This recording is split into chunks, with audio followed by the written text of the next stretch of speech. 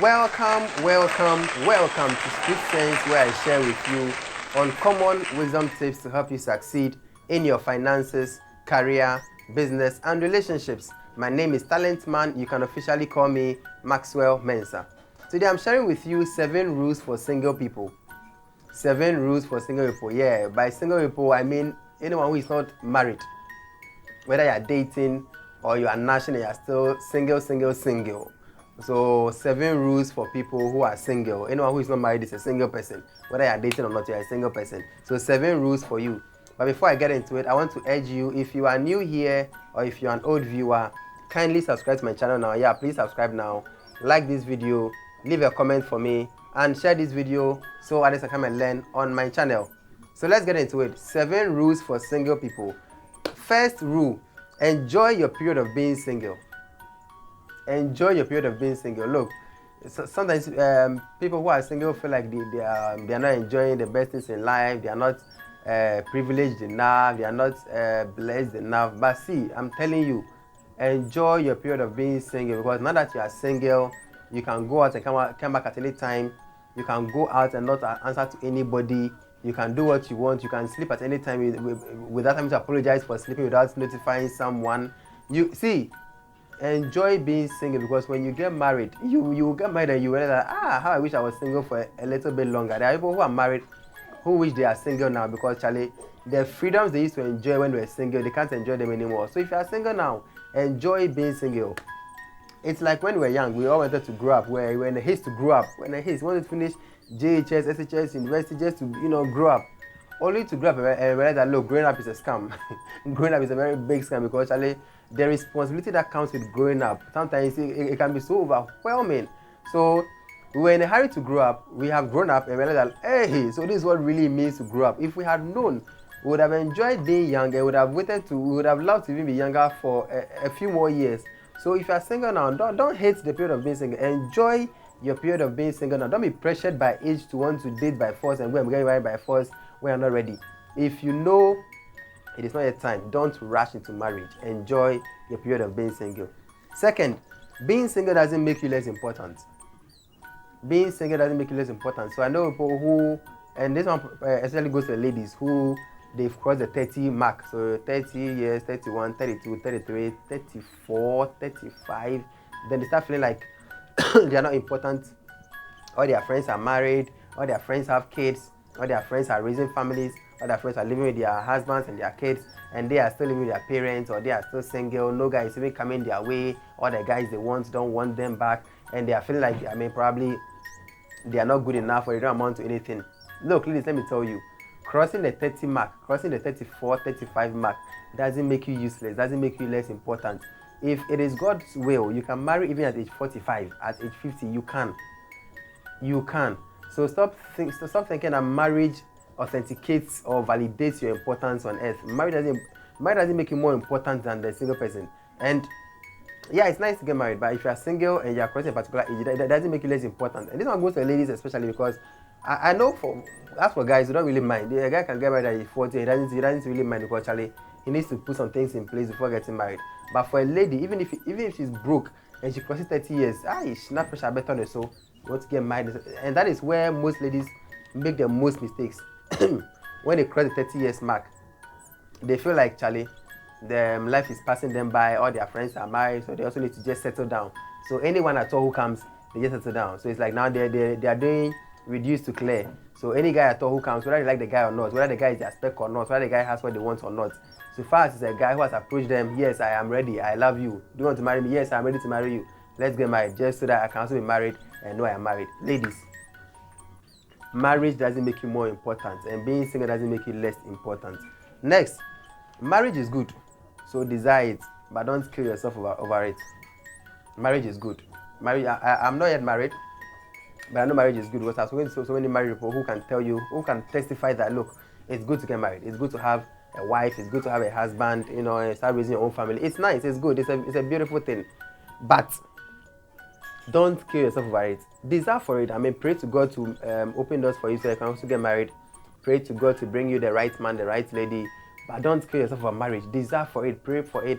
but don't kill yourself over it, because there are people who are married now who wish they are not married. They are married though, but they wish they will leave the marriage and just be single again. So you who is still single, enjoy being single, enjoy a period of being single, and enjoy every moment of being single. Stop rushing to get married, because you may enter into it and realize that, look, it would have been better probably for you to have been single a little bit longer.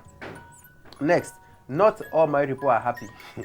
Not all married people are happy, and I'm sure probably you've seen it. I mean, you may have seen on the news or heard on the news a man who has stabbed his wife because he found her talking to another guy.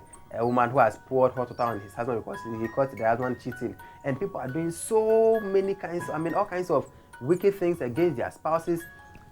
You know, people who rush into marriage, or people who, on their own will, decided to get married to someone.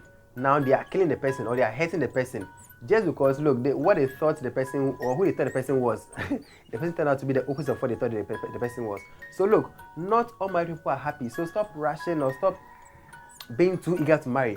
Just pray that you get the right guy, you get the right lady, so you can get married in God's time. Don't rush into it, because look, you may rush into it and realize that you've joined the association of people who are not enjoying their marriages. So stop rushing into it. Not all married people are happy, and stop this couple goals. Some of the people you make them your couple goals. They are having serious battles in their families or in their home, but they come on social media and they post nice pictures, and you are craving for the nice pictures. You don't know what they are going through in their homes. Next, be wise in your dating choices. Be wise in your dating choices. Yes, I know, guys, when you're going to propose to a lady, I mean, definitely the lady must be attractive the way you want her to be. Whether you want bigger boobs, or you want bigger butts, or you want a slim lady, or you want a thick lady, whatever your specs are, there must be that physical attraction. But it must not be just the physical attraction, else you make a wrong choice. You make a wrong choice. If you are going for just physical attraction, you will get a lady with a nice body, the way you want it, but her attitude bad attitude. So don't go for just the physical attraction. And ladies too, I know you want a guy who is rich, a guy, even if he's not rich, a guy who has enough to take care of you and himself. So you prefer to go for a guy who has money than for a guy who doesn't have money. And I know you want stability, you want comfort, but look beyond the money, because a guy can have all the money, but if he doesn't respect you, Charlie, your dating or your time together will be hell. When you get married, it will be hell. So be wise in your dating choices. Don't look at the physical things only. Make sure you consider the person's intellect, the person's how they control themselves, how they respond when they are angry, how they treat other people. Look at a number of things, not just the physical attraction, not just the money the person has. Be wise in your dating choices. Next, visualize your future marriage and work on yourself towards it. Visualize your future marriage. How do you want your marital home to look like? How do you want your marriage to look like? What kind of a guy do you want to be with? What kind of a lady do you want to be with? What kind of a family do you want to have? What will you call your ideal marriage? And work on yourself towards that. What you have in mind, you work on yourself. So you work on your anger issues, you work on your self-control, you work on your communication, you work on every area of your life, just so you can go in as a better person, so that hopefully the person you will go in for would also come in as a better person, so that the two of you can have a better marital home. If not, if you don't visualize what you want your future marriage to look like, and you don't work towards it, and you're just praying to get a lady with a nice buttocks, or a guy who is 6 feet tall and has a hairy chest, you will get the physical things. But when you enter the marriage, you realize that, look, it doesn't take a nice body to raise a family. It doesn't take a 6 feet guy to raise a family. No, it takes more than that. It doesn't take a pretty face to raise your children. It doesn't take that. So visualize the future marriage you want to have and work on yourself towards it. If we're all working on ourselves, one day when we start dating, we realize that I came as a better person, you're also coming as a better person. So together we can both give us our best to have a better home one day. Finally, pray into your marriage. Pray into your marriage. One of the things that many people do wrongly is that they take marriage for granted. Many people prepare for wedding, not for marriage. So they are so eager for their wedding day, how nice it will be, the number of bridal team they will have, the number of groomsmen they will have, the kind of decor they will have, and all those nice things. It's nice. But look, the marriage is more important than the wedding. The marriage you're going into, it's more important than the wedding. The wedding is just a day thing, but the wedding is going to be, the marriage is going to be forever. So pray into your marriage. Pray for God to direct you to choose the right guy, to choose the right lady, so that you can make the right choice with your marriage. Thank you so much for watching this episode of Street Sense with me, Talent Man. If you're yet to subscribe, kindly subscribe now, and I'll see you on the next episode.